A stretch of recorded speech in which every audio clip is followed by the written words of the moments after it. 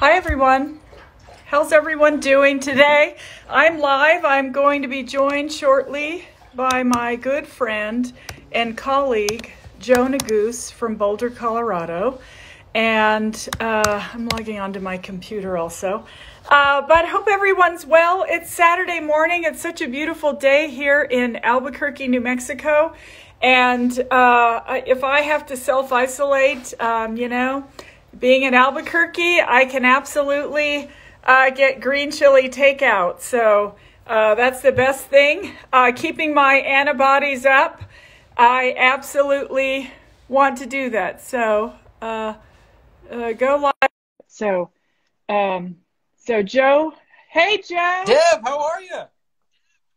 I'm good. What's happening? Not much. It's great to see you. Thanks so much for inviting me. This is my first Instagram Live ever. I've never done it before. So thank you. This is my second one. So us old folks, you're not old, but I am. I'm learning technology like I never knew I'd have to. So well, I'm gonna so happy to see you. I'm gonna have to change up my scenery because Albuquerque is looking much nicer here than my office here at home. But well, I am, people, you do what you do. Sometimes I'm in my kitchen. I just happen to be outside today because it's a really lovely day outside.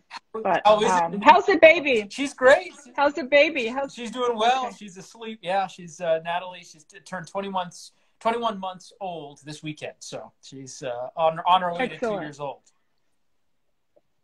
And how's Colorado? How's everything back in Colorado? It's good. It's beautiful here, of course, and summer is kind of officially begun. Of course, everybody is, and we're encouraging folks to enjoy outside, but to do it in a socially distant way and follow the guidelines and to be cautious about it. But our state is turning a corner, and we're just continuing to make sure that we take every precaution. How are things in Mexico? In New Mexico is great. We are, look, I want to be part of the solution too. So I'm wearing my mask if I go out. I wear my gloves. I absolutely social distance. We've had a few rabble rousers here. I guess they're in every state. But, look, I have an 85-year-old mother.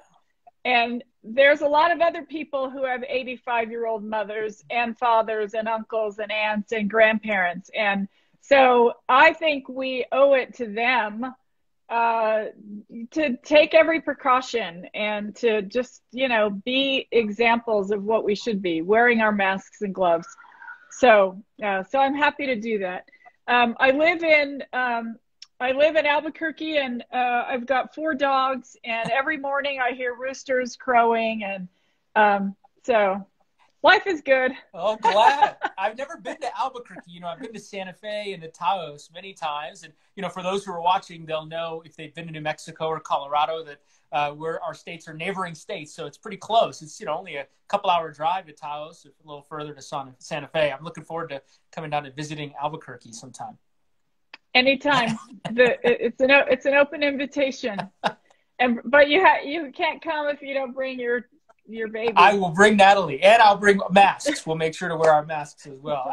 Your comment about the masks is just spot on. I don't know if you had a chance to watch the North Dakota governor, his press conference yesterday, I think, or the day before. It was really, very, very powerful, talking about what you just described, and kind of that when folks are wearing a mask, it's not a political statement. They're doing it because they're trying to care for their community, and they may have a 5-year-old child at home who's recovering from cancer treatment, or an 85-year-old mother at home that they want to protect. So, I think if we all can just be kind to each other, we'll get through this. And I hope that folks will take that to heart this weekend as they celebrate this. Absolutely. Absolutely. So I know I kind of wanted to talk a little bit about the funding for state, local, and tribal government. Yeah. So like, top line, what do you think of when we, something we've been fighting for, right, in Congress? Totally. Well, And unlike Mitch McConnell, who said let him go bankrupt, tell me your view on funding for state, local, and tribal governments, Joe. Well, this issue it should be such a no-brainer, right? And of course, we are very deeply appreciative, everybody in the House and in the Senate, for those who are watching, for Congresswoman Haaland's leadership with respect to tribal governance in particular, and realizing the acute pressures and circumstances that they are facing as a result of the public health emergency and the economic crisis that has followed. Deb, as always, has just shown such tremendous leadership in that regard. But look, it's not really, in my view, a Republican issue or a Democratic issue. It's an American issue. State and local governments, tribal governments, are all trying to do their part to provide critical public services to their respective communities, right? And when we think of public services, what are we referring to? We're talking about firefighters, police officers, EMT, first responders, basic public services that we all rely on to keep our families and our communities safe. And so the federal government, the Congress, ought to be willing to step up for them in the same way that they have stepped up for us. As you know, we passed the HEROES Act, again, thanks to your leadership and the leadership of so many of our other colleagues. And it included a sizable increase, $375 billion for local governments, which is something I had been really passionate about, working with Assistant Speaker Lujan, with your colleague in New Mexico, and many others, so that our city and our county governments can make sure that they have the resources they need to weather this storm. And then, of course, the state governments, your governor, Governor Ron Grisham, and our governor here in Colorado, Governor Polis, continue to do great jobs in their respective states. But they're making very tough choices with respect to the budgetary situations because of the revenue shortfalls they're experiencing. So it's time for Washington to step up to the plate. These are not red states. They're not blue states. They're not red counties or blue counties. They are all American counties and states, and we ought to be willing to step up for them. I totally agree. I mean, look, I'm feeling like some cities and towns are in such a pinch right now. They are, I mean, imagine, calling 911 and there not being an answer, right?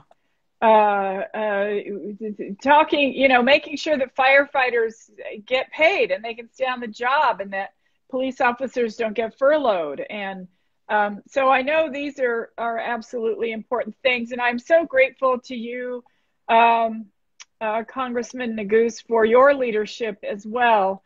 And on this issue, but on so many others. And I feel like, we've lived these lives. We know what it's like to come from our own communities. And that's why we fight for the things that I think we need. And so what are you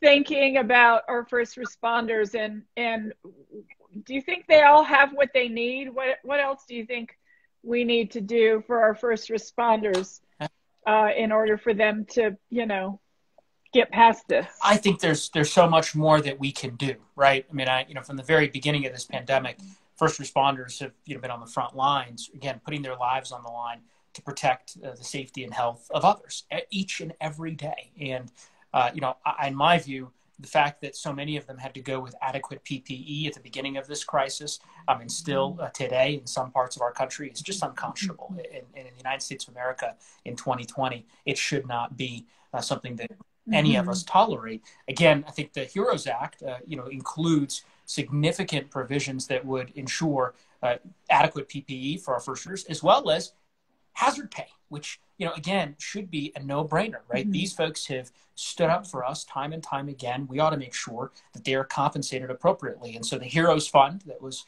appropriated in the HEROES Act is a step towards doing precisely that. And of course, there are a number of other steps that I think we're going to need to take in the coming weeks and months to recognize their sacrifices, in particular the many who've lost their lives in New Mexico and Colorado and across the country, really. I have to say, I'm usually not, I don't get too partisan, but the notion that Mitch McConnell has been peddling around, that our states and our local governments and our cities should just simply go bankrupt if they can't afford to weather this storm, again, is just not consistent with who we are as Americans, right? I mean, we've faced big challenges before, and we always come through them together by working together and by recognizing that we are in it together. So, I hope, again, is that cooler heads prevail, and that our approach, which is one that recognizes that we're all doing this collaboratively together to ultimately come out stronger than we entered this crisis, will be the one that governs the day. But I suppose we'll see here in the coming weeks. Right. And the other thing I like to thank you for mentioning all those things about the HEROES Act. We want everyone to support the HEROES Act. Is that it takes care of this population threshold that prevented for example, our capital of New Mexico is Santa Fe, and Santa Fe didn't reach the population threshold. And so it couldn't access funds, and now they're in a budget crisis as well. So I am grateful that we are taking care of that issue as well. So look, if the HEROES Act passes, New Mexico could get more than $650 billion, I think it is, in state and local funding, plus tribal governments will get $20 billion, and that's absolutely important also. But that's only if it passes, Joe. What do you think folks joining us can do to help get the HEROES Act passed? Well, it's a great question. And I also want to repeat what you just said. It can't be overstated how important it was to fix the population limit error in the CARES Act and CARES 1.0. And we were able to address that, again, thanks to your leadership and the leadership of really a lot of freshman members of Congress, actually, Tom Malinowski, Andy Levin, who are pushing on this issue.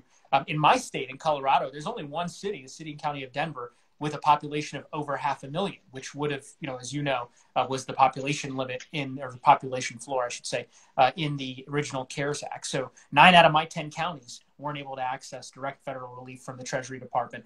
Thankfully, now with the HEROES Act, we've been able to fix that. But as you said, that has now been sent over to the Senate. And we all know how the Senate has operated for the better part of the last year and a half, really, as a legislative graveyard, right, where they're unwilling to take up so many of the important bills that we've sent over to the Senate. And not just the HEROES Act right now, but many bills that you've authored, Deb, that you've worked so hard on as the chairwoman of our Public Lands Subcommittee on Natural Resources. I mean, just important bills. Chaco Canyon bill, yes. The CORE Act here in Colorado. I mean, all these bills protect the American West, and yet, unfortunately, the Senate has been unwilling to take them up. So, look, I don't think we should assume that the United States Senate is impervious to public opinion. I think our state, our counties, our first responders, they're counting on us. So I just hope we'll meet the moment. Right.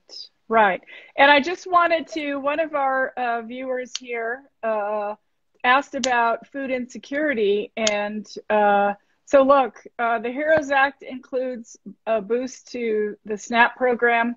And so we're always working hard to make sure people have food, for heaven's sake. That's the least we can do. Right? Definitely. No, you're right. I mean, and we've heard from food banks, in our particular district and in our state, right, who were struggling in terms of being able to ensure that they've got, adequate resources, right, to be fully stocked for the many families who are struggling to, kind of put food on the table. So the 15% increase in SNAP that we secured in the HEROES Act is a big deal. Behind those numbers are a lot of families who are hurting in Albuquerque and here in Lafayette and across the country. Yep. Well, thank you so much. It looks like we are just about to wrap up here our time. I'm so excited to work with you, Joe, and I can't wait to get back to business and move all of our priorities forward. I really appreciate you. I am honored to be your first Instagram Live, and so we'll absolutely have to do it again. We can talk about another issue another time. Thanks so much for chatting with me. And to everyone watching, thanks for tuning in. We truly appreciate you. Want you to know that we're fighting for you. Joe, the last word is yours. Oh, thank you, Deb. This was great. I had no idea that Instagram Live was this easy. So I intend to, we'll do this again. And, to all the folks in New Mexico in particular who are watching, you are so lucky to have Deb Haaland representing you in the United States Congress. It's been such an honor to serve with her. She's one of the House leadership members as a freshman member. And so her and I have gotten to work really closely over the last 2 years, but I'm just grateful to be able to call her a friend and a colleague. And so thank you, Deb, for doing this. And everyone watching, please stay safe this weekend, stay healthy, and stay hopeful. Yes. Wear your mask, social distance. Bye, everyone.